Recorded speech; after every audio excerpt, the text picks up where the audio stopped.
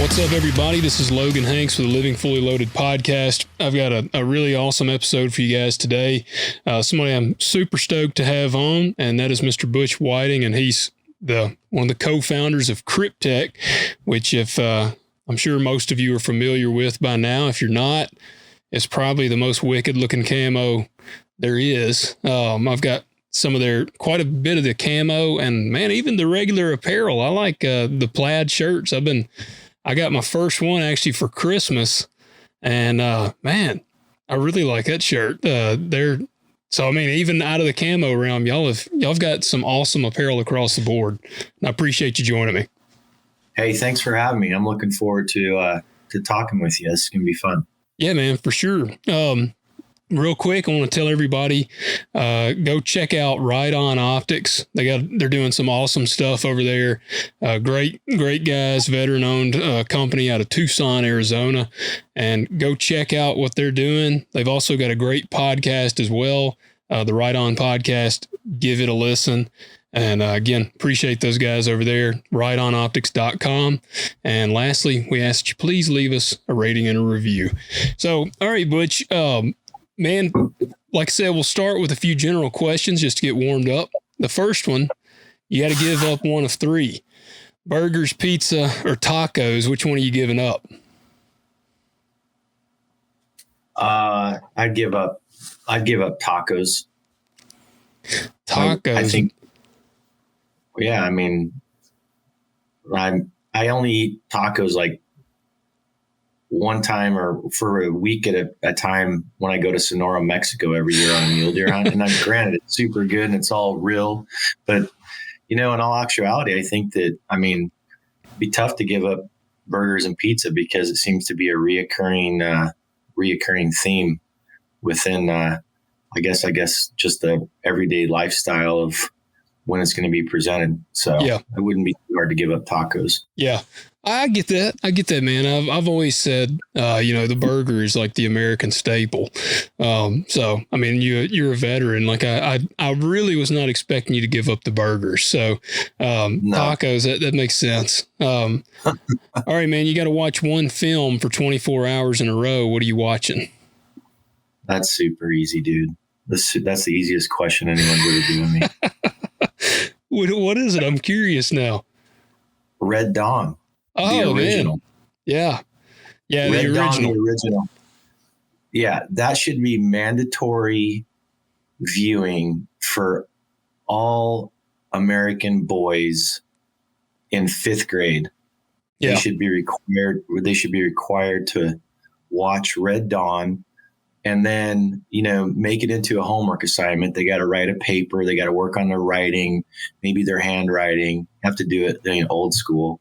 Yeah. And, explain, to the teacher, what this means and what this stands for.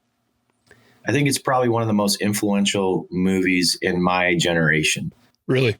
I feel like I've thought about that movie a lot lately because we're seeing a lot of, I don't know, when that movie first came out, it was a really enjoyable. It is still a very enjoyable, entertaining film. But nowadays it's kind of like, dude, I feel like I'm watching something that could happen. Now, especially, and I just talked to Ed Calderon, and he was talking about China. They've really moved into Mexico and kind of trying to basically, he feels like they're basically trying to smoke Americans out. So, man, I don't know. We might could see some Red Dawn stuff. It just might not be the Russians or whatever. It might be freaking Chinese coming over here. Yeah. No, I think that the Chinese call it quiet takeover is all around us. I'm seeing it right now. The influx of people are in Boise, Idaho, out of Portland, Seattle, and specifically California is pretty intense, right? And these people are looking for the lifestyle that we have here. They're looking for the mentality that we have as a community, and they're gobbling up ground and buildings and houses as they're selling their homes, as specifically in California, for a lot more than homes we're going for here in Boise. Yeah. And I've asked these builders, I've said, hey, who's buying all these houses in California that's allowing these guys to be flush on cash and move to Idaho? And it's come back. It's like consistently, it's quote unquote Asians. Well, a lot of those are Chinese. And I've wondered, the conspiracy in my mind is like, I wonder if maybe there's a government program where there's private acquisitions that are happening and actually buying up real estate that is pushing, people off the West Coast. Right. Yeah. So ties back into your whole Red Dawn idea. But, no, that back to your general question, that movie is, I think, still has a lot of a meaning today. And I know when it first came out, I was a young boy and probably in 6th grade, and it was very impactful to me in my life. So yeah, it's a great movie, and I'm like you. I recommend everybody watch. But now the caveat is watch the original. They ruined it. I was like sick to my stomach when the second one came out. See, I couldn't even bring myself to watch it. So it is as bad as I imagined it would be. Do yourself a favor and don't do it. I will remember that then. Yeah, no, I mean, I was like, dude, how can you can't replace Patrick Swayze. It's like, you can't, nobody can like be Swayze. So, yeah. Yeah. But now the last one, and I actually want to come back to what we were just talking about when we wrap up, because on the general question side, because I am really curious about your thoughts on China, and I've actually had quite a few listeners ask me to ask some of the guests about it. So we're going to come back to that. But last one, man, they're making a movie about your life. Who's playing you? Wow. Well, I wish I could say John Wayne. Yeah. Can I play myself? I mean, is that an option? Hey, yeah, there you go. Yeah, man. Yeah. I don't, I'm really not into actors and movie stars and singers and songwriters and even like professional athletes. I mean, I'm the worst, right? Like, I'll have my staff will come in here and they'll like be all excited because some famous football player or famous baseball player just contacted the office and wants to run Kryptek gear. And I'm like, cool, who's that? I don't know. Yeah. So I'm not the best. I guess, if I had to pick it, and I don't even know his real name, I could Google it up though, but it seems like everybody's enamored with Rip on Yellowstone. Yeah. So let's get that guy. That guy can play me. And he's a hunter. So there you go. There we go. Perfect. All right. Hopefully he's listening to your podcast and is going to contact me. I expect him to be a listener. Like, I'm going to be offended if he doesn't listen to this show. He just needs to call in. I'll give you permission. You can give him my information. There you go. I'll pass it along to Rip, man. You'll be getting a call later today. Perfect. No. Okay. No, that's awesome. Yeah, man. So kind of back on what we were just talking about, because, it's, to me, and you're a military guy. I was not in the military. A lot of buddies were, and I've always asked them this question because it's something I'm seeing today, and I've kind of heard differing thoughts on this. But our military today versus China's today, you see all this diversification type stuff. What's going on, man? What do you see? Where's our military at first? How do you feel about where we're at with it today? Well, the U.S. has been hyper-focused on the close urban fight, right? Like when we went into Afghanistan right after 9/11, we really had to pivot a lot of our techniques, tactics, and procedures. And since the war on terror started, we've been hyper-focused on that complex urban environment fight primarily. I mean, there's a lot of fights that happen at a little compound out in the desert, but specifically what I was a subject matter expert on was, H-64 Apache attack helicopters. That's what I did in the military. And so I got to live through all the modifications and and tactics and procedures, and also got to see our ground forces go through the same thing. And I think while we've been head down and focused on the counterinsurgency fight, the Chinese and the Russians both have been progressing and enhancing their capabilities in a conventional warfare fight, right? Yeah. So they've been expanding their weapons capabilities, expanding and focused on basically having a bigger stick in many cases than we have, if that makes sense. Yeah. And so, I'm still super close with a lot of my very, very good friends that I went through flight school with and I deployed with numerous times that are still active duty. And so I live vicariously through those guys, and they tell me who's who and what's what and what's going on, and vice versa. They live vicariously through me and my hunts and the adventures I get to go do. But so through some conversations and just keeping in touch, I think that's the end state, is that we've been deploying our resources and our brain trust into fighting, a guy in flip flops with a RPG in a downtown Baghdad or Talafar or Mosul. And these guys have been focused on, basically a real conventional fight as it was before the war on terror took place. So, I'm not a subject matter expert by any stretch of the imagination, but I do have enough information to know that their capabilities have been greatly enhanced on both of those primary near-peer competitors in the last 20 years since the war on terror started. And we've been hyper-focused in the Middle East. Yeah. So you think we basically would almost have to revert our military back on tactics, I guess, kind of thing, to get... They've never taken their eye off of that conventional fight, but when guys are going down range and deploying, they're going down and specifically spending time focused on the environment they're going to go into, which would be a completely different fight if we were going to go toe to toe with Russia or China. Yeah. So, yeah. Who do you see as the bigger threat to us, Russia or China? Well, China by far. I mean, and not just from a conventional warfare, peer-to-peer battle. I think that the battle's happening all around us, and the American people don't even realize that.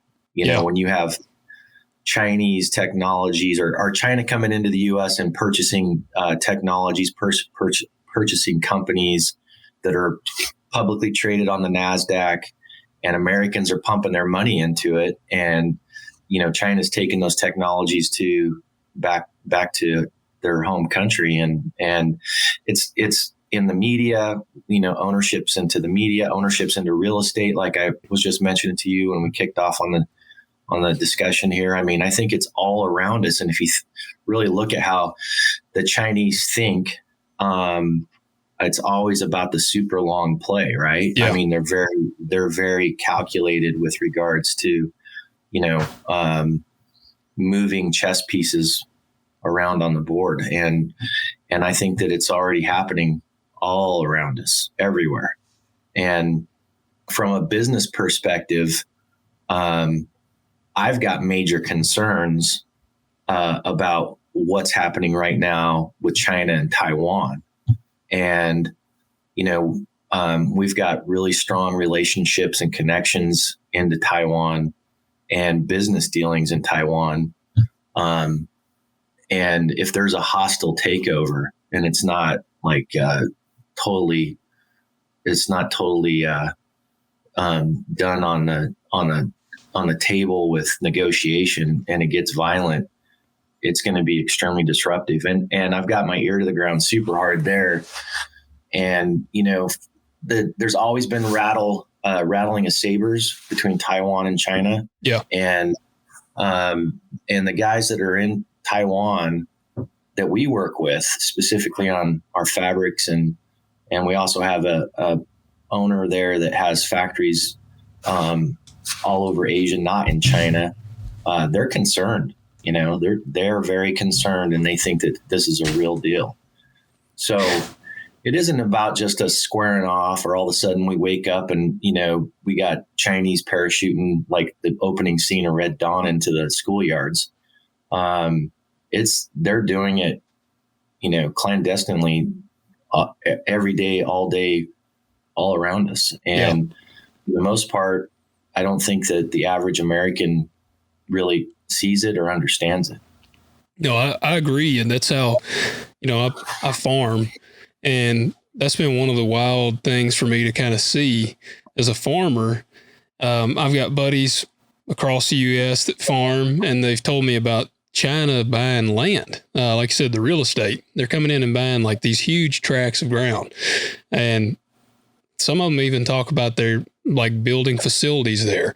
And you can't help but kind of wonder, like, really, what is this facility that they're building? It doesn't say Ching Chow Bong on the side of the building either, right? No, it's going to be something that makes sense, and it's going to look like an American company, but it's actually owned, potentially by a foreign entity. Yeah.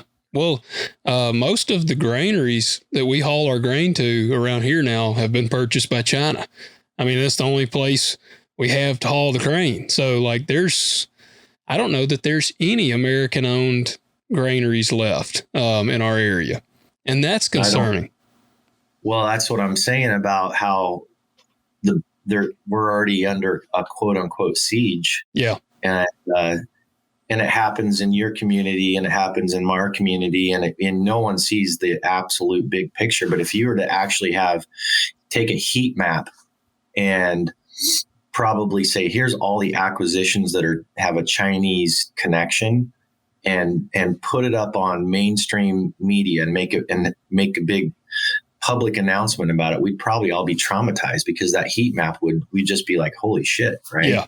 Yeah. Chinese interest, Chinese holding.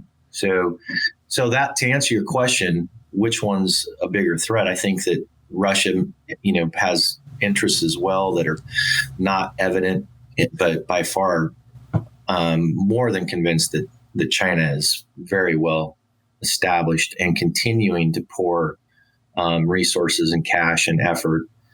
Not to mention, all the college programs and college students that are coming here that are, potentially Chinese agents, and the vetting that should happen there, but it's not happening there. I mean, we're under attack right now. The American people don't realize it. Yeah. Yeah. So what do people like me and you, what do we do? Well, we got to educate ourselves, for one. Two, from a business perspective,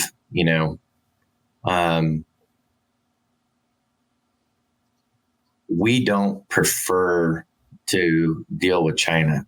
The Chinese also have a stronghold on containers and shipping, and that's been a major, major struggle for us personally this last 8 months, but a lot of brands in the U.S., the logistics. Yeah. I think that we just have to, realize that if we can, we pivot out of quote unquote Chinese companies, Chinese made. If you're investing in, NASDAQ or the stock market, putting your money into companies that are owned by the Chinese, but you don't realize it.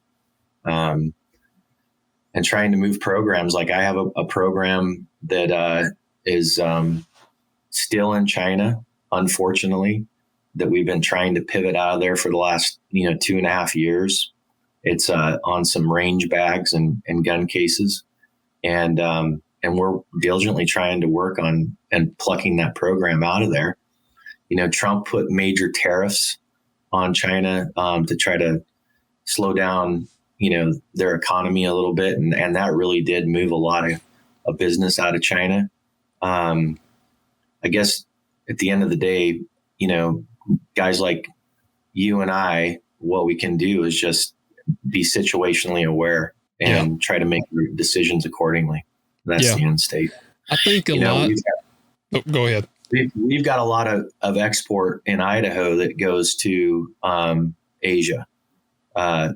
Alfalfa is a big deal, and so obviously our potatoes and so on. And so it's like you said, well, you don't have another granary to go to, right? Because you got to take your grain somewhere and sell it. Yeah. I mean, there's certain things where you don't have an option. And I know there's contracts here in the state of Idaho where these dairy grade alfalfa farmers, their hay's bought for like decades out. I mean, decades out. Yep. It's already accounted for. And it's getting compressed down in these freaking super crazy, like little tiny bells that weigh like 180 pounds and getting put in a container and shipped offshore. There's no way those guys are going to be able to pivot out of, we're not going to sell our shit to the Chicoms or to whomever. And I think, in your industry, it's a lot more difficult to unwind than guys that are going to, the store to buy hunting gear, and they can say, oh, well, this piece is made in China. This piece is made in Bangladesh or Mexico or Indonesia or wherever. I'm going to pick the one of the other three besides the one that's made in China. You can't do that in many cases. Yeah. When you're a farmer, for sure. Yeah. So yeah, it's tough, man. That's because ideally, I'd like to only take my grain to a U.S. granary, but like you get to looking and like you said, their names, it does not have a Chinese name. By the name, it sounds like an American company. It might still have the name of the American founders of the company. So you hear the name, you're like, okay, that's an American granary. And then you get to researching, and hell, there was an acquisition 10 years ago and some corporation, again, with a fancy name, bought it. Well, when you get to looking, that company is a China-based company. So, yeah, I got to hand it to them, man. They're smart. They're smart in how they're doing it. Dude, they're smart, and they have really no true candor. They play by a different set of rules. So I have major Chinese intellectual property dealings. So point in case, when you file like a trademark in the US, there's people that will watch in China, and they will file that trademark in China as if it's their own, hoping that brand takes off. And then when they go to file in China, they're going to have to basically buy that trademark back from the individual. And that's actually happened to Kryptek. So we go to file in China. This was years ago, just for our logo and name, a long time ago, actually, 7 years ago, I think. And somebody had already filed it.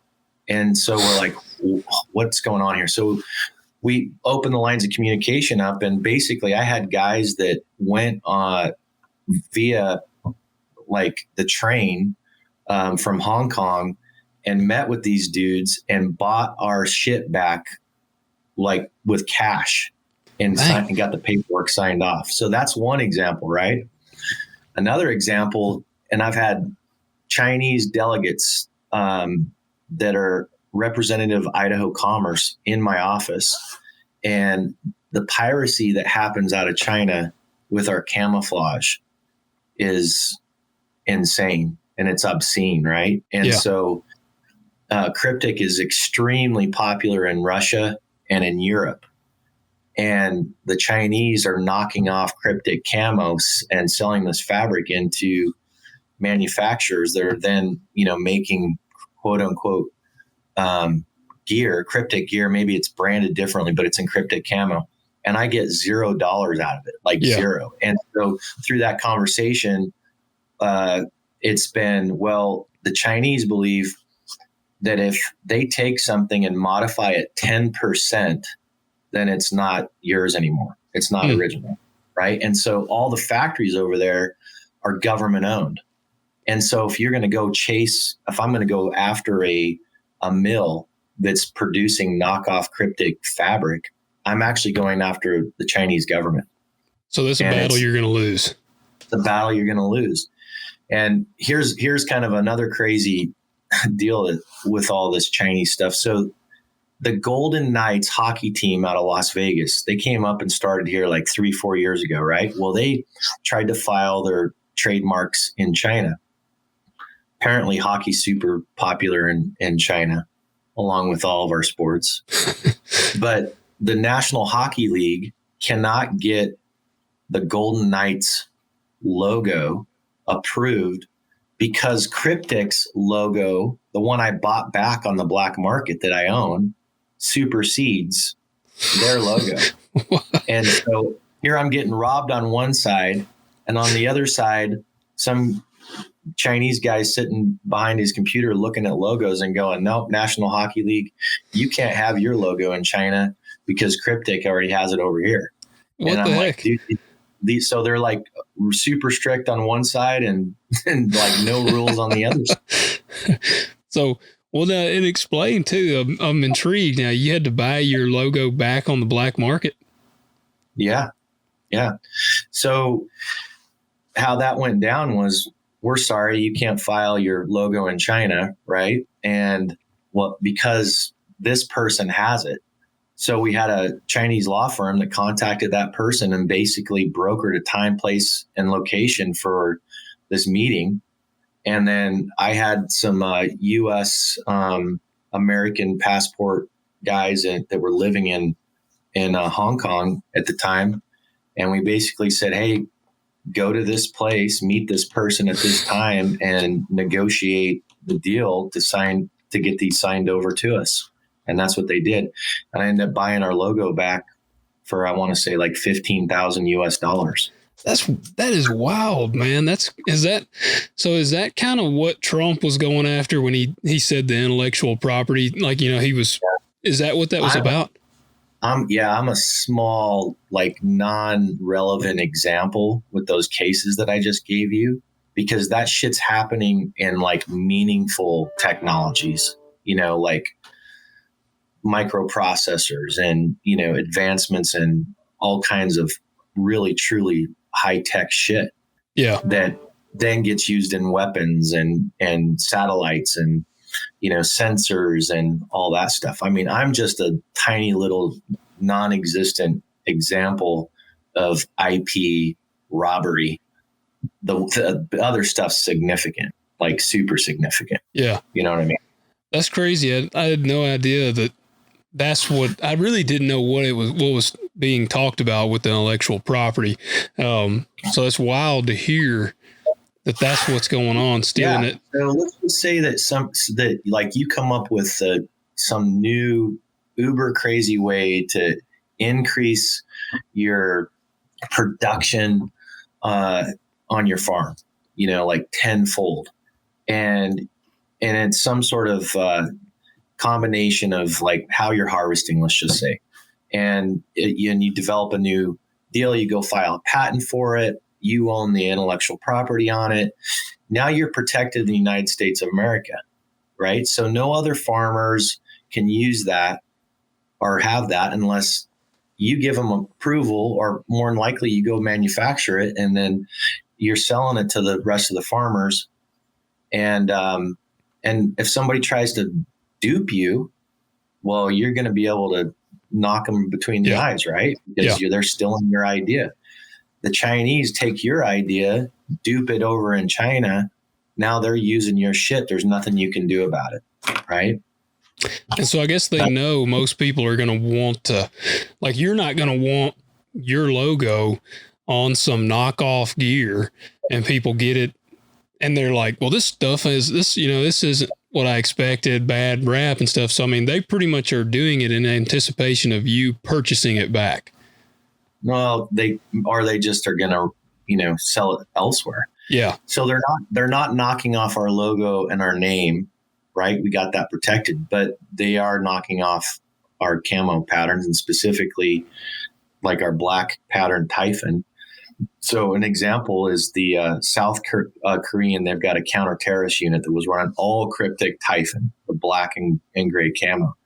And I'm working heavily and extensively with some entities in South Korea. And basically we pointed out and they discovered that that was all pirated Kryptek tactical gear that they had purchased from an entity out of Hong Kong. And so, of course, they want to do business correctly. And so we're, righting the ship. But that's an example to where those guys thought they were having a Kryptek sanctioned Kryptek product, and it was a knockoff. Yeah. Right. And somebody made a bunch of money, and we didn't make any. And it was because sucks. Say again? I said, that sucks. I mean, that's just, that sucks. Well, yeah. That's just, and people just like expected that it's going to happen, right? And that's why Trump was so adamant about trying to get it fixed. Yeah, because it's just a reoccurring theme. It doesn't matter what industry you're in. It doesn't matter what you do. They're gonna knock you off. And if I had any recommendations for anyone that was going to launch a brand, I would say go file for your trademarks and your logo and that in China first before you file in the US. Because it's going to save you some heartache if you do it in that order. If you file first in the US and you're just heads down and you're working your ass off and trying to build a brand, and then like 3-4 years later, hey, you know what? We're getting to be big. We need to go file in China. You're going to go file, and it's already going to have somebody else is going to be squatting on it, hoping that they can do what I had to do. Yeah. You're going to have to go back over there and buy it from them off the black market. So I guess, is it fairly inexpensive to file like initially? Is that why these people like they have a low risk, I guess, to do that? Yeah, it's like playing penny stocks. I mean, it costs, I don't know what it costs, but it doesn't cost hardly anything. You're just betting on hopefully it takes off and becomes something major. Yeah, man, that make you want to. Sorry. There's been some victories, but you have to be like uber crazy big brands like Michael Jordan. There was a major battle and they ended up winning. I know Nike's won some stuff, but those brands have like endless, they have endless cash. Yeah. If you're going to go there and fight, you better be uber moneyed up. So there has been some wins, but when it comes back to logos and brands and things like that, I'm not sure about like the high tech stuff. Yeah. I know that's happening all the time.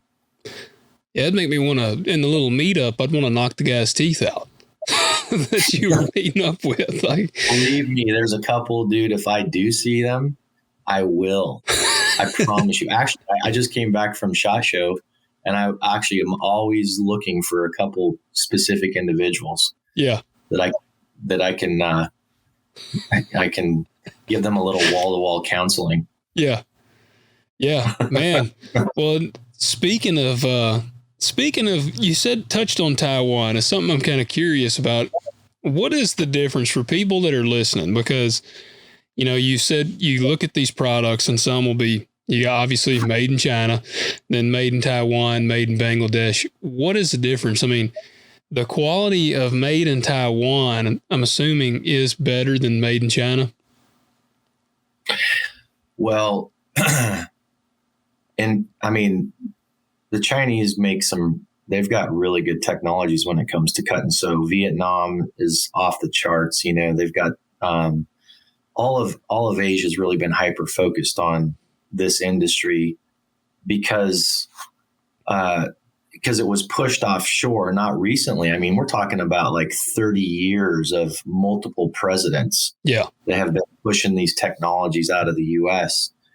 But yeah, the thing about Taiwan is extremely democratic. I mean, it's like, if you were to look at how Taiwan operates compared to the United States, I mean, it's almost like we're looking in the mirror. I mean, it's a very democratic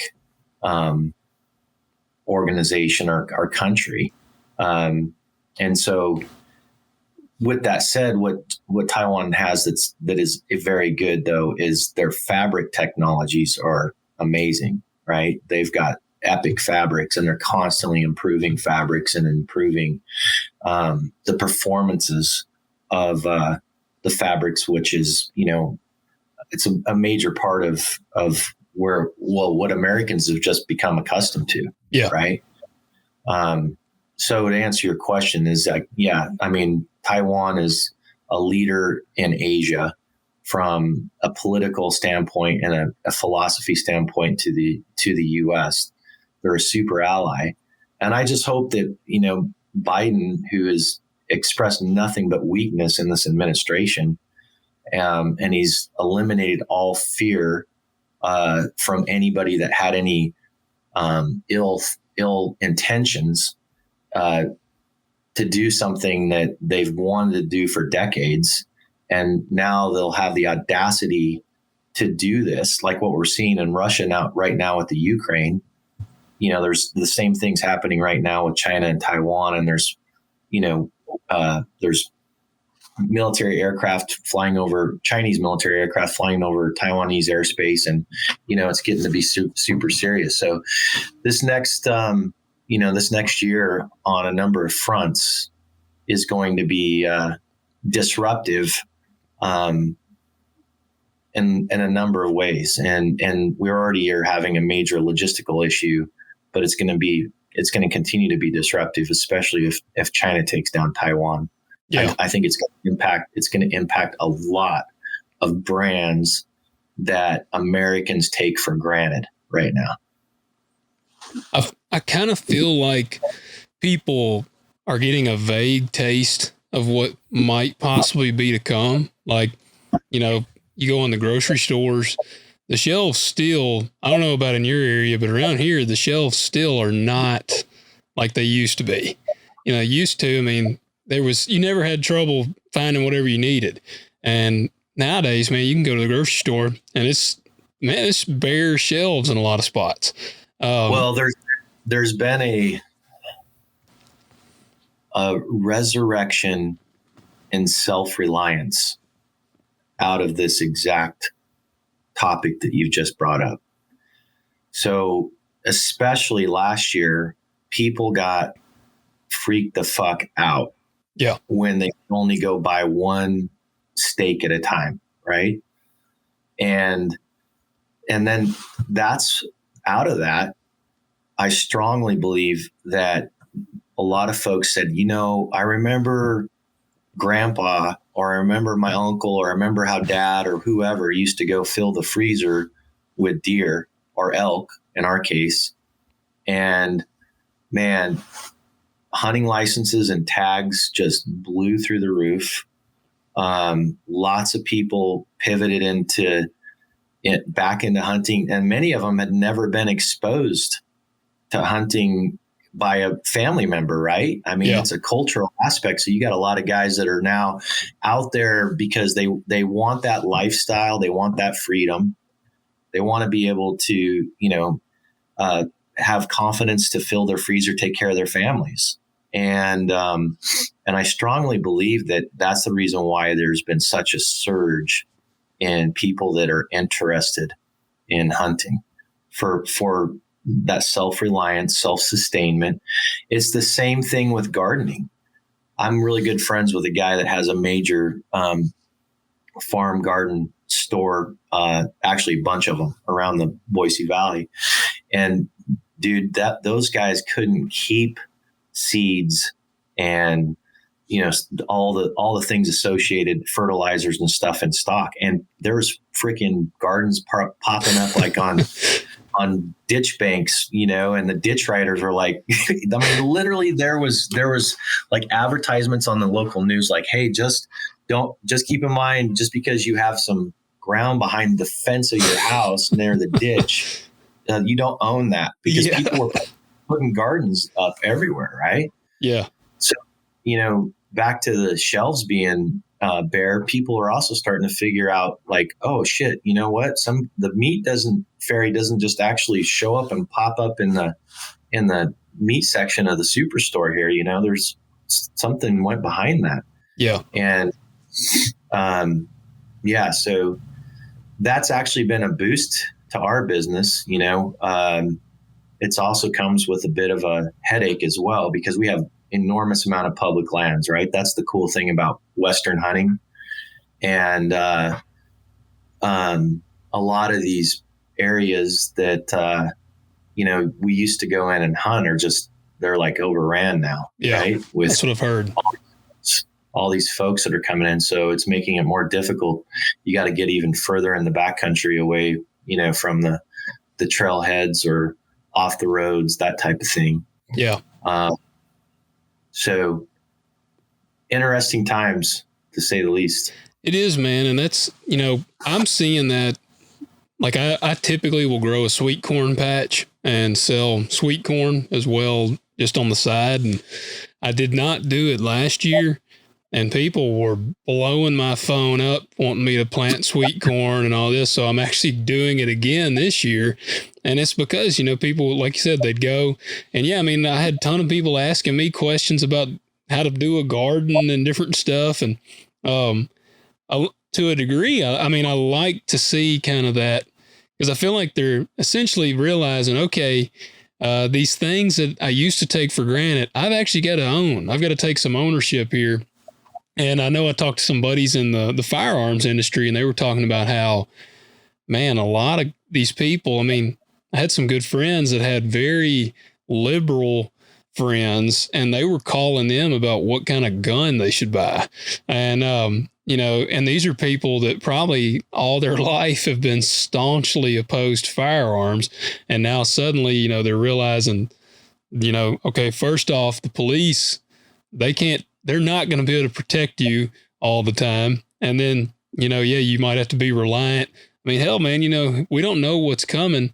So it was funny to me to see a lot of these new gun owners, kind of the shift, I guess, in it. And, I've noticed I have not heard a lot of discussion about gun control.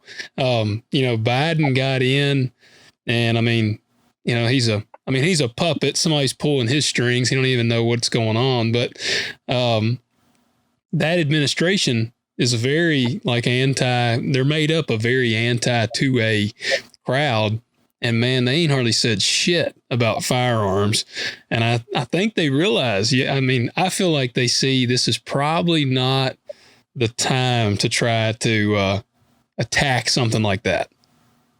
Well, they still fall back on it if there's like a major. Oh yeah, the mass shooting, yeah.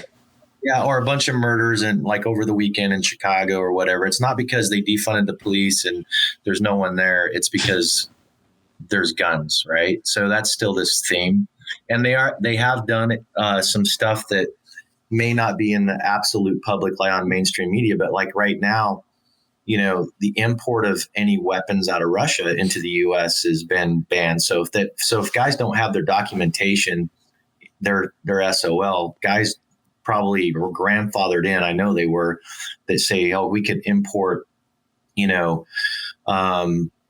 10 million rounds of 7.62 by 3.9. They'll still get that. But they did that under the pretense of punishing Russia for trying to kill this guy that was a threat by poisoning him to Putin, right? So that was what the administration said. We're going to punish you guys because you tried to do this political fast. So you can't import guns or ammo anymore into the U.S. That was their voice. What I see here, at least locally, is that when it comes to gun purchases, what drives the gun purchase and settles the deal with somebody that's a new buyer is what ammo can I get, right? Yeah. So there might be a bunch of different options that are on the shelf there, but if they don't have any 7.62 by 3.9 or 5.56 or whatever in stock, so that person can walk out with their gun and some ammo and hopefully some magazines to go with it, it's got to be a combination of all the above. Yeah. And I can tell you that it's probably no different anywhere in the U.S., but it's very prominent here in Idaho. Hoarding of ammo is it's not new, right? It's funny when I hear somebody say, "Oh, I need a bunch of ammo," and I'm like, "Well, what are you looking for, and how much?" I'm thinking about getting 1,000 rounds of 9mm, and I'm like, "That's not a bunch." You're really getting serious about this, right? So we've been hoarding ammo for decades, and that's another cultural aspect of like what this resurrection and self-reliance and self-sustainment has been. Is there's three things that are always main staple, and it's beans, bullets, and bullion. Those are the three things that from the time I was a little kid that I heard my grandfather echo over and over and over. And at the end of the day, there's been a lot of lost art too, besides just getting in and, going and harvesting fresh meat, the art of canning and the art of preserving food and storing food and that type of thing. Out west here, the Mormons out of, they're prominent out of Salt Lake, but they're all over, but they're very big on like, end of world, like food stores. And there's all kinds of crazy shelf life food, 20 years, that type of thing. What's been interesting to me is to where you see that now available for sale locally, like places that you would never imagine, like you would go into the auto zone and there's like, buy your shelf life, 5-gallon bucket, 6 months supply of food. I mean, it's just like, what? Well, if you're in buying parts to repair your truck, you're probably the same guy that wouldn't mind having 6 months. That type of thing. Yeah. So it man, I've thought on it a lot, and you hit on a good point. I mean, there's a lot more to just having the meat, like you said, the canning and preserving, but you said something that I thought was funny. The guy saying they need a lot of ammo and they get 1,000 rounds. I get a real kick out of the news when somebody gets arrested or busted and they'll say, this man had a stockpile of ammunition and firearms. And then it says they'll list what he had, and it'll be like 4 rifles, 2 pistols, and like 2,000 rounds of ammo. And I hear that and I'm like, dang, that's a stockpile? Like, I don't know what they would think if they came here or got me or some of my buddies, man. They'd be like, this dude, I don't even know what their word would be for it at that point. Yeah, 100%. I've heard some of that, this exact same thing. And I'm kind of, the mainstream media, the libtard side will be like exactly what you're saying. Like this guy, he was really gunned up and ammoed up, and then they put out like, a couple hundred rounds. And I'm like, I mean, every time, I don't get pulled over a lot, but when I do, and we're really tight with local law enforcement. Yeah. I always, no matter what, I hand my concealed carry card when I hand over my driver's license. And I'm always like, I know I've got a bunch of guns in here, but I'm not exactly sure how many are where.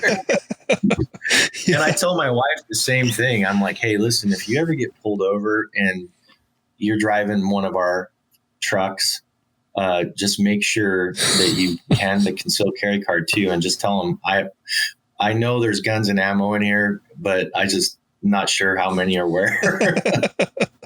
Yeah. Oh yeah. Well, man, it's, I don't know. I think it's interesting to me to see this kind of shift.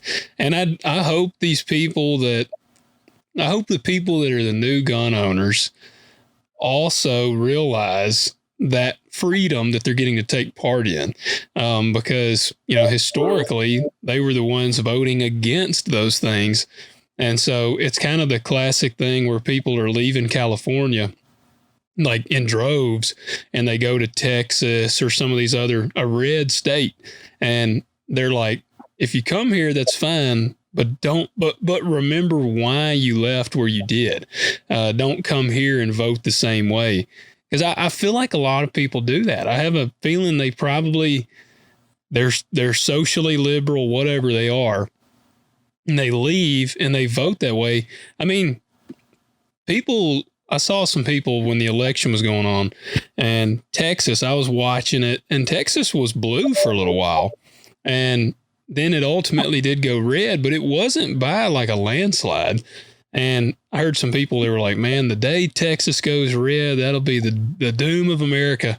And I mean, in my mind, I'm like, the day Tennessee goes, or the day Texas goes blue, I mean, in my mind, I'm like, the day Tennessee goes blue, then I'll really be scared. Cause like here, we have like 3 counties that are blue, and I mean, dominantly red. But I don't know, man. I feel like we're seeing this shift, and that's kind of what Ed was saying. What's killing Mexico is this left political regime kind of thing going on, and this ultra liberal mentality. They're laxed on criminals and defense and all these things. And man, it's really alarming to me. Like after this last election, I found myself wondering, like, will we ever have like a true conservative in office? Well, Idaho has 1 county that's blue, and it's Sun Valley, Idaho. And that's where all the movie stars have like a second or third or fourth home. And it's actually, the density of population is not very significant in terms of people. It's not a big epicenter like Boise or Pocatello or some of the other big towns we have. But back to your point on these people coming in as a refugee, for lack of better terms, I've made some jokes. I made one publicly at a function at SHOT Show here a week ago, and it was all companies from Idaho. Everybody in the room was from Idaho. And I basically said, I was, in jest, I was working with the governor about passing legislation that said you had to live here for 10 years before you could vote.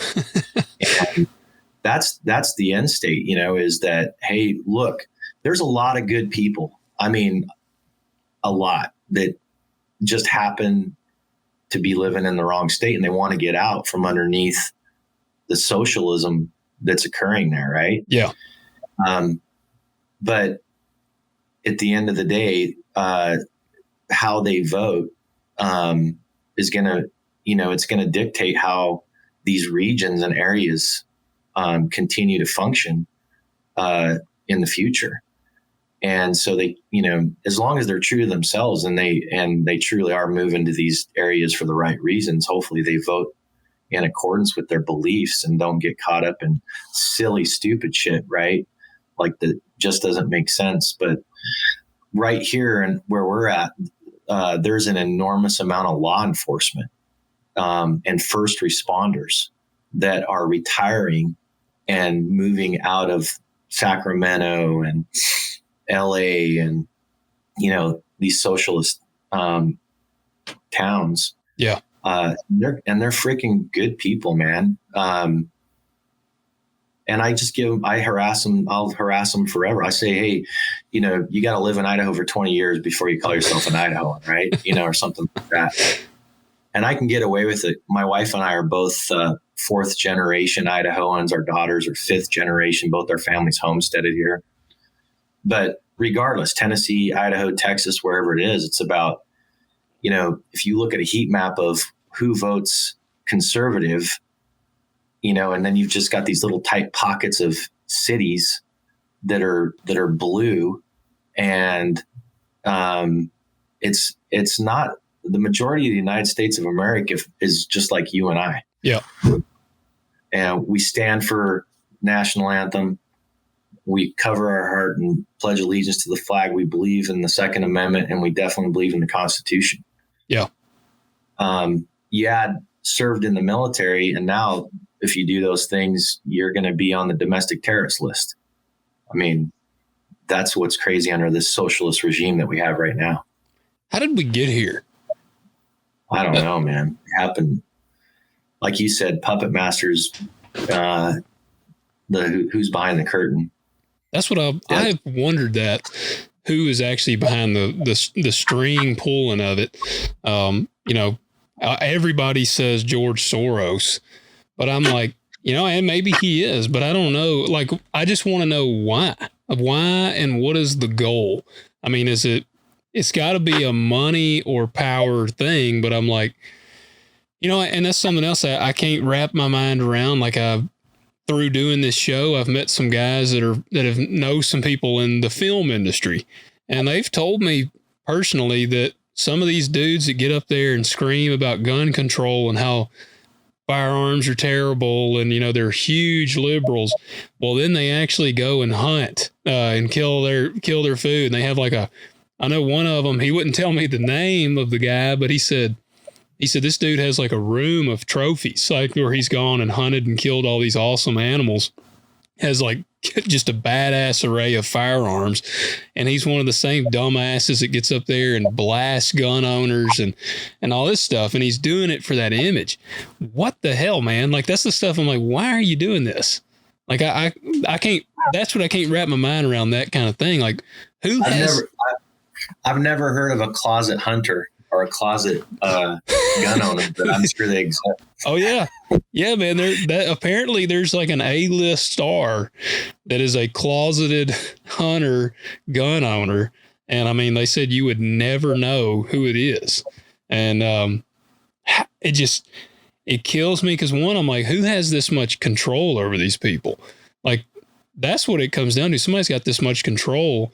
And it's kind of like when you see these, like that moron AOC wear that dress that said tax the rich to like this event with nothing but rich people, and they're praising her for it. And I'm like, these people, they got to be on crack or something around here, because they're screaming from the mountaintops, high taxes, like tax the rich. And that's like, you're the rich, you dummy. Like, so we live in the twilight zone. It's a complicated problem to unwind, and there's a shit ton of conspiracies and different ideas behind it. And, you know, at the end of the day, the only thing we can do is just be true to ourselves, spend, you know, time on our knees, trusting God. And at some point, you know, if we have to stand up and fight for what we truly believe in, like for example, Black Lives Matters protest that's going to come rip statues down in your hometown or smash windows out of businesses. Yeah. You know, here in Idaho, that shit didn't happen because people fully armed up and standing out in the areas where these guys were doing their stuff. It didn't go down, unlike in Portland and Seattle.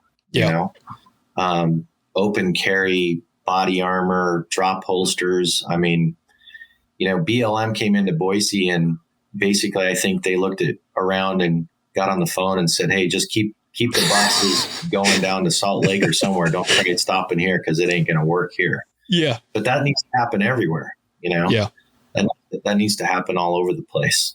Well, so, I like what you said on the overall, the country is where we are. Like we're for the Constitution, you know, and those things. And it's the old adage, man, you know, the loudest one in the room usually isn't what everybody else believes.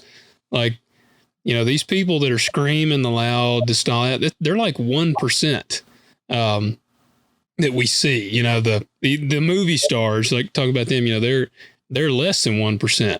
And, it's just wild to me. They just have giant platforms, though. Yeah. That's the problem. Yep. And back to your closet hunter, closet gun owner, he probably has a huge platform that's built on everything that he's enjoying, but he can't be truthful about. Yeah. That's the issue, is that they have giant reach and giant influence. Why do they might be 0.1%, but yeah, giant influence. Yeah, I mean, and I think about the amount of support they would get if they would actually come out. You know, like if they'd come out and show their hunting, yeah, they're going to get blasted by like PETA and the woman in New York City that has like 12 cats in her apartment. But the hunting crowd, the 2A crowd, and all them, man, I feel like we're a pretty stout crowd. I'm confident we'd rally behind these guys. I mean, so I don't know, man. It's weird. And I liked touching on all that with you because I'm a big proponent of telling people to support companies that support your values and share your values. You know, I mean, I farm. I used to wear Levi's. I'd buy Levi's jeans, man. It was at the store here and I'd always wear Levi's. And then one day I saw Levi's was donating money to like an anti-gun, like anti-2A thing. And I'm sure there's other companies that I had that were doing that crap. But I knew Levi's was doing it. And that was the last time I bought a pair of Levi's. And I'm like, so I seek out these companies that are actually supporting what I believe in and what I'm for. Because at the end of the day, man, I don't want my money going to a company that is actively working to take away a right of mine or something that I'm not for. So that's why I'm glad to have you share your values in this. Well, Logan, it's a really good point because it's becoming more and more prominent where you have red and blue brands. Yeah. You have woke, critical race theory, Black Lives Matter brands, and you have pro 2A, pro Constitution, pro Second Amendment, pro gun hunting brands.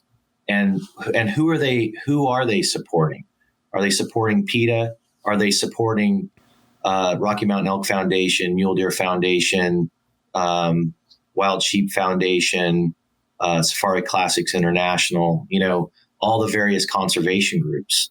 And in general, it's always been that way. It always has been. Hunting's always been under attack. Yeah. Now it's a much more prominent attack. Right. But it's the same mentality that the fights that, you know, gun owners and hunters have been in is now become magnified because it's been just brought to the top level where everybody sees it. Everybody's lived through it. You know, it's a major deal. And there is political decisions that are being made right now by brands that are woke. And, you know, at the end of the day, it's like amazing to me. So in point in case, you can find this article if you Google it, but there's a ski resort in Jackson Hole, Wyoming, where one of the owners held a GOP fundraiser, which that's what ski resorts do in the summer, you know, weddings and functions. And Patagonia pulled all of their apparel out of that ski resort. And Patagonia was like the number one apparel brand for that ski resort. Right. Yeah. But they made a political decision because they didn't agree with the function that was held there. And, you know, at the end of the day, the ramifications for Patagonia probably weren't all that big because they're a juggernaut. Right. Yeah. But the statement is, well, why, if you're a hunter, back to your point, the Levi's, why would you support a brand that didn't believe or was going to contribute to an effort that was counter to your true core values? Yep. Yeah. And it's actually occurring within, you know, even hunting brands, like true hunting brands, like, you know, you can't show a dead head, right? Or we don't want to see a picture of you holding the deer or the elk or wherever like this. And so it becomes more of this like touchy feely kind of like earthy kind of essence, almost more like towards the Patagonia REI, you know, Birkenstock wearing tree hugging side. Hipsters, man, the hipsters. It's the hipsters of hunting. Like that's what I see that. It's I mean, I've been hunting for 20 or 21 years now. And man, I mean, that's the thing. Even when I was a kid, when I killed my first deer, you know, we didn't even have camera phones, and we had the old, probably like the little crank up cameras you took a picture of. Hell, man, you smiled. You killed you a nice buck or something. You were smiling because you're proud. You're proud of your kill.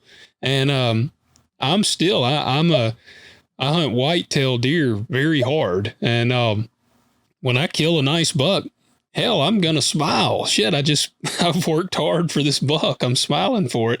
It's not that there's no remorse for the life. Yeah, I just killed an animal and I realize the gravity of that. But on the same hand, hell, if I've worked my ass off to kill this deer and I finally got it, shit, I'm happy. It's funny, like you said, it's kind of this, for lack of a better term, it's kind of like a pussification of hunting and made it this very emotional thing. And it's trying to pull like this deepness out of it. Like, I'm a hunter, but I've always been a hunter, but I love hunting. I don't cry when I shoot a deer. Like I said, I have remorse. Like, I took a life, but same time, I'm going to celebrate the deer, got hopefully a good rack and all this. But the other side of that, like you said, there's brands, and I kind of I'll tell you, I'm open about it. Whenever I first started to get really hard into hunting, I was listening to Meat Eater a lot. And I like Steven Rinella. I'd watch his show, and I still think he says some great stuff. I've seen him argue with vegans and kind of I feel like he's done some good things for hunting, but there's some real questionable ties with them now. And First Light, I had bought some First Light gear, and it was the first, like, I guess, nice camo I had ever had. Like, I had always had the Walmart, just, that's what we bought. I'm a Southern dude. I mean, we weren't spending a lot of money on camouflage, and I got First Light. And then I started kind of hearing about their ties with these other companies, and man, I'm hearing some really weird stuff about First Light's connection with some of these like anti-2A companies. They may even be owned by like an anti-2A corporation, and they're linked up with like the backcountry hunters and anglers. And so there's this web that I've now like separated myself from. Like, I don't buy First Light anymore. I think it was actually after that I bought a pair of y'all's pants and a button down, the camo. That's when I got my first Kryptek, because I was like, well, again, I want to put my money where I support them. And I don't know, you may can elaborate more on that. Well, there's a lot of truth to what you are hearing and saying, and I won't go into nauseating details, but some of the agendas. I mean, and when you have a group that comes in and purchases other brands, right, and then what they actually end up standing for, it's kind of similar to that Chinese discussion we were having earlier about the grain factory that's down the road. Looks like it's the grain factory that Bob and John started in 1943, but it's owned by another entity now. Yeah. Who's behind the curtain. And First Light is an Idaho company as well, or it was. They were up the road here from us. Good guys, probably in terms of near peer competitors, probably the most copacetic relationships we had with a near peer brand. But they were acquired, and back into some of the other organizations you've mentioned. When you start to have anti-2A, leadership and ownership at the very top of the level, you have to ask yourself what the questions are. There's also becomes a major common sense discussion around public land use with that too. And then, it's, I guess, you can see traditional bow hunters and compound bow hunters. Have you ever seen those guys get together and they'll piss smack each other, especially the traditional guys, right? Hunters are hunters though at the end of the day. But when you start to have like arguments over just silly common sense, like, oh, what do you mean? Like, you can't use your four-wheeler, or you can't use your side-by-side. That's not real hunting. I mean, when you start to cross those types of lines, where's the freaking common sense in this, right? Yeah. And so the bigger thing though is when you do get into some of the anti-2A ultimate beliefs and mentalities and philosophies, and they may not permeate all the way down, but why would an anti-2A group own brands that are heavily involved in 2A activities? I mean, Well, here's part of the reason why is because they build a very strong political voice. And if there's a call to an activation in an area to make a vote on a certain legislation, then it becomes meaningful, right? Yeah. For them, for their ultimate agenda. But the real point of the matter is everything you're stating without nauseating detail is 100% true. And I would encourage your listeners to go do their own due diligence and research and so on. And it's a very, very true statement. And it's about, woke brands within industries that are still within, like, the guys that we consider our brethren, for lack of better terms.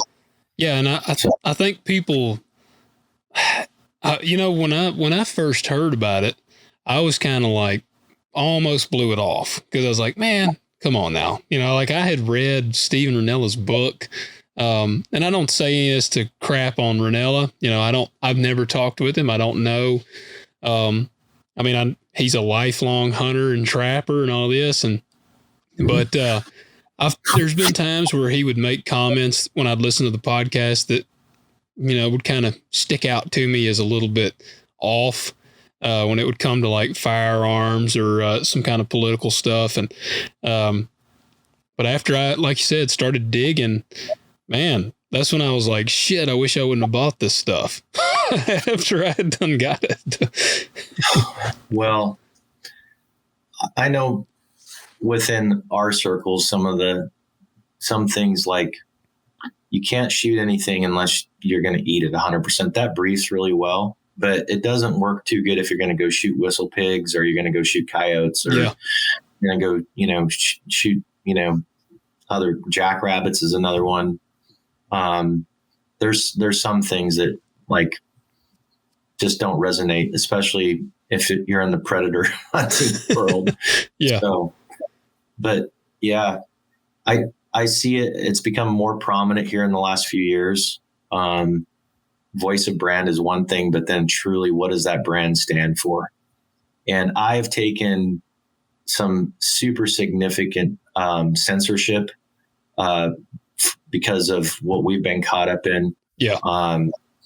We were subpoenaed by the FBI to provide a bunch of information on who we had sold this certain hat to.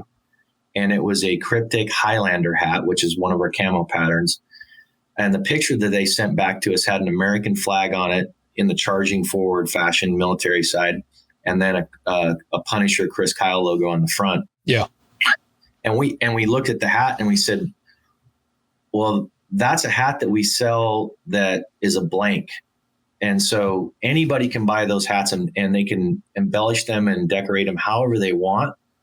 So we can't tell you, we don't make that hat as you presented it to us. But here's what they were after was that there was all these militias that were coming out to protect statues and stand guard that were identifying themselves with that hat, right?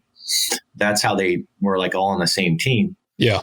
That was the first thing. And then the second thing that happened is shortly right after the insurrection a year ago, all of our social media accounts were censored. Bam. And what happened there was one of the main players that was photographed in the Capitol was wearing Kryptek hyphen uniform, true Kryptek branded from the US. And he had a plate carrier on and actually he had a Tennessee patch on the front with a blue line running through it for support the police. Yeah. And had a Black Rifle coffee hat on. And he had a bunch of zip ties on his side, right? And he became known as the zip tie guy. Yeah. Well, all these underground news channels like Snapchat Media and all this stuff that I didn't even really know existed, they started to make memes and call out what they were wearing and Kryptek this and Black Rifle Coffee this and Tennessee this. And so we got all of our accounts shut off by the Communist Party of Zuckerberg, like all of our paid accounts, right? And it took us a few months to get them back, but it was painful. I mean, it was like watching the oxygen my analogy is like you're in a submarine and you've got a green light, red light. And And the green light's when the compressor's on and your oxygen level is like at 80. Yeah. And the red light is when the compressor's off and the gauge is just dropping out.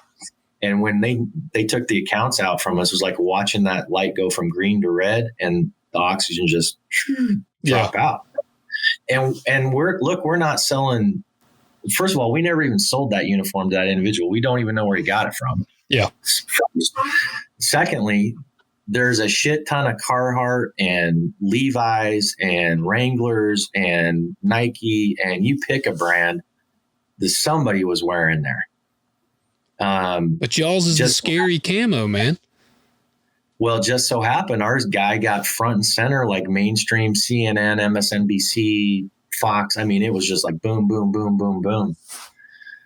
So we got caught up in all this thing because of who we do stand for and who rides for our brands. Yeah. I mean, for Kryptek brand. And we've been treated like we're, trying to sell guns on our website, well, there's other factors that, we've been tied into. One of them is that within the Kryptek art, when we first started, there's Roman numeral 3 that's baked into the art, right? And that stood for in our original business model there was 3 primary focus areas. There was Kryptek Camo Technologies, which is the development of new camo patterns, Kryptek Apparel, which is the clothing that we put together, and then Kryptek Adventures, which was like our aspiration for going hunting and filming it and making content and so on. So Roman numeral 3 has always been from day one a part of our brand. And I think in about 2010, 2011, there was this kind of rise in what Roman numeral 3 stood for, which is 3%er is the term. And, the backstory hypothetically is that 3% of the Americans actually stood up, took arms, and fought against the British and won our independence, right? So that's where that came from. And there was this major surge really from like 2010 all the way up to the Biden administration, where Roman numeral 3 stood for like your pro-Constitution and your pro-Second Amendment and your pro all this.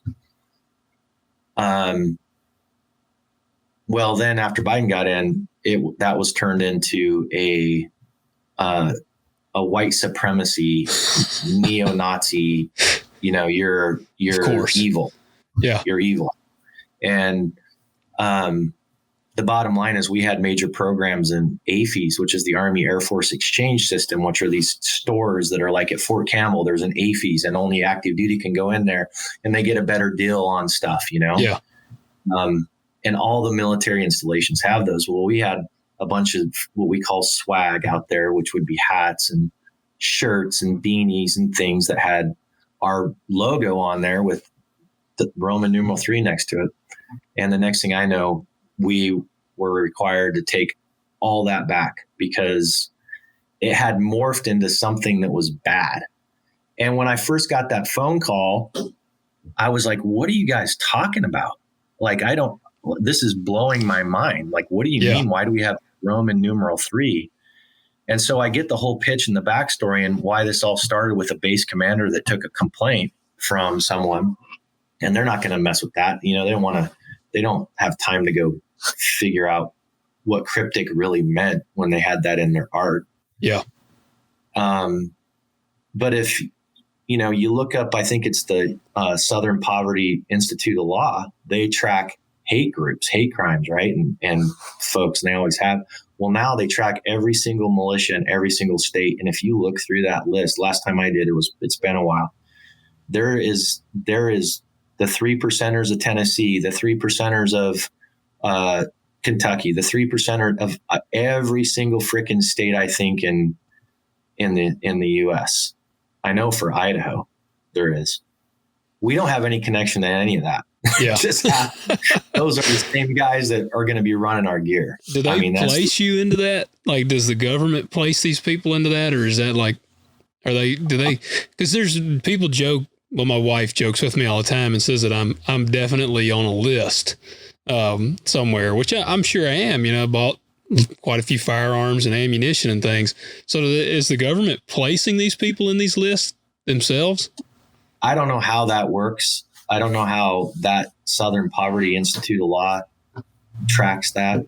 I don't know right, wrong, or indifferent, or unfortunately. I just know that that we got caught up in that, in addition to us being censored by Zuckerberg and Facebook and Instagram, in addition to the FBI questioning, who we'd sold these hats to. Yeah. I mean, those are just some near recent experiences that I've lived through in and around this current scenario that we're in.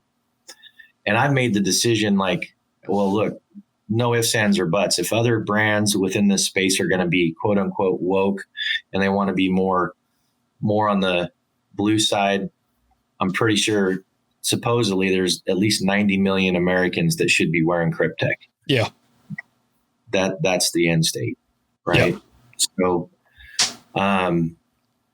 interesting times, to say the least. Dude, it is. It is very interesting. And man, I know we're nearing the end of the time here. What's coming up new for Kryptek? We've got some really cool new initiatives. Some of them you might be interested in for sure if you're a whitetail hunter and a tree stand hunter. Yeah. We didn't get to talk about hunting much, but I got to tell you that the very first whitetail I ever killed out of a tree stand was in Tennessee. Really? When I was stationed at Fort Campbell, Kentucky, and I'd never hunted out of a tree stand, and I'd never hunted whitetail on purpose. Yeah. Mostly just hyper focused on mule deer and elk growing up out west here on a ranch. And I had a super good friend that I went through flight school with from New Hampshire, and that's all he had done. And so he taught me, everything he knew. And the bottom line is, the first buck I shot, it was the first day in my tree stand too, by the way. Heck yeah. He was stationed, or he was a few 100 yards away in another tree stand, and he came up and he just was losing his mind, freaking out. And long story short, with that thing, it was 169 inches. Wow, for your first buck. With a bow. But we've got programs now. Kryptek's been hyper focused on the backcountry hardcore type hunts where you're layering up and layering down, and we've got a new whitetail specific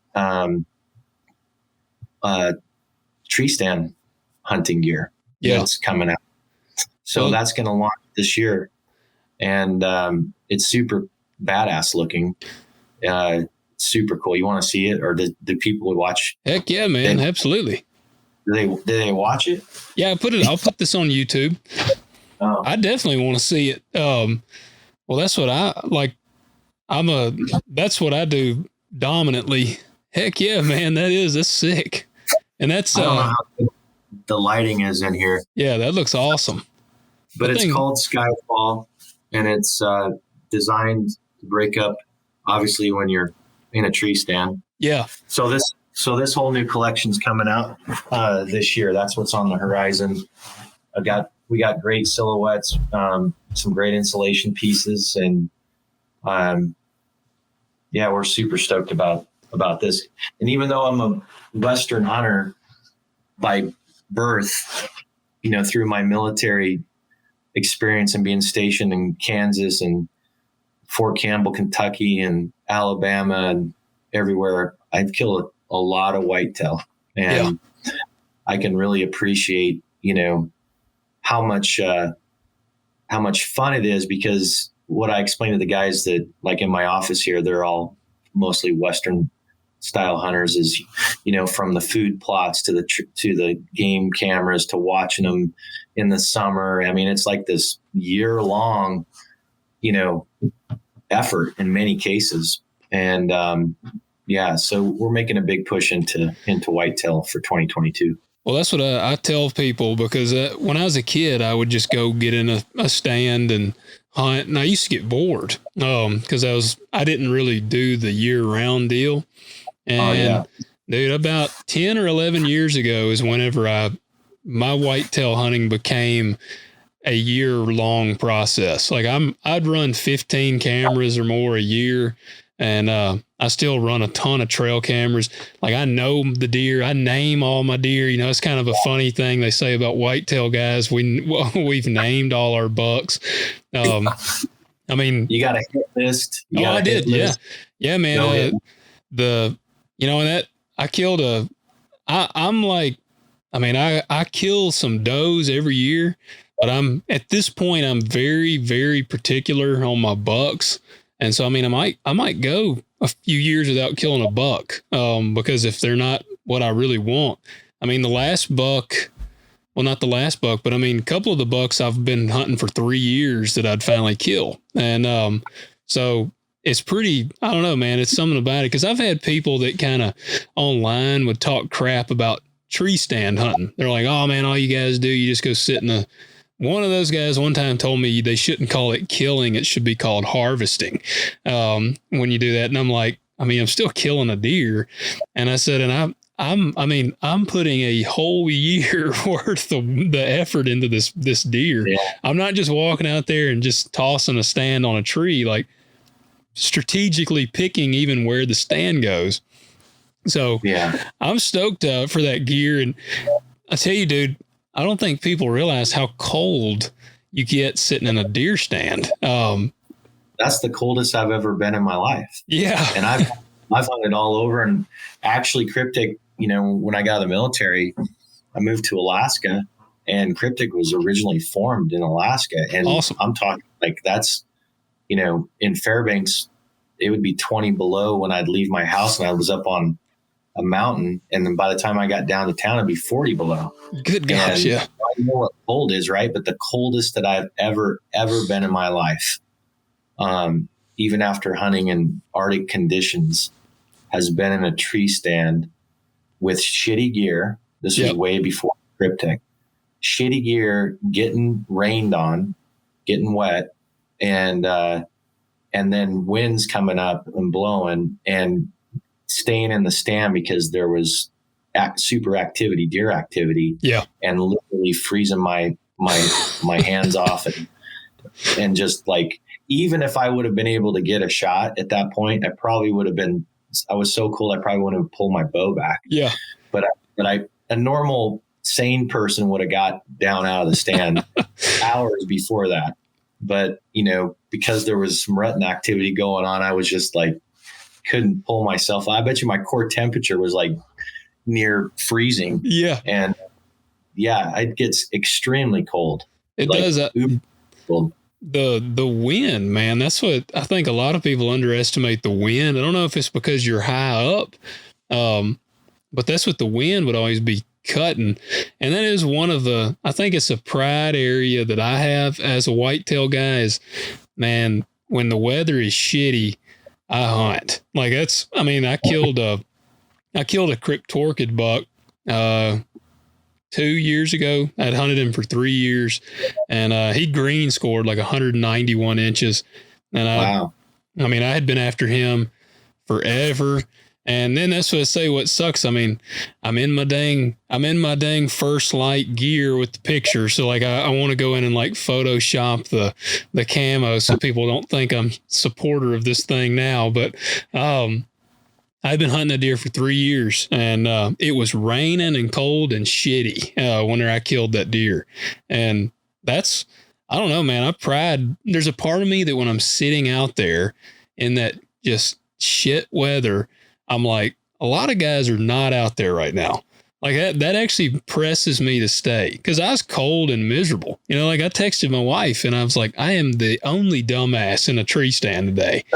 And so there's something to it, man. I don't know. I like the fact that it's tough, but the gear makes a big jump. So when will that whitetail gear drop? I think that we're going to have everything ready to go by July of this year. Well, I'm going to probably be jumping on that.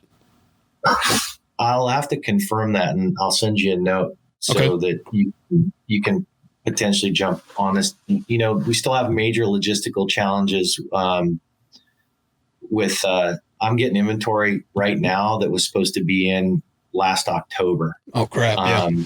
what I'm telling everybody on that stuff is we're not late for 2021. We're just really super early for 2022. Yeah. But this new stuff was not a part of that. So, logistics is kind of the unknown right now, especially where we're bringing in our stuff in Tacoma.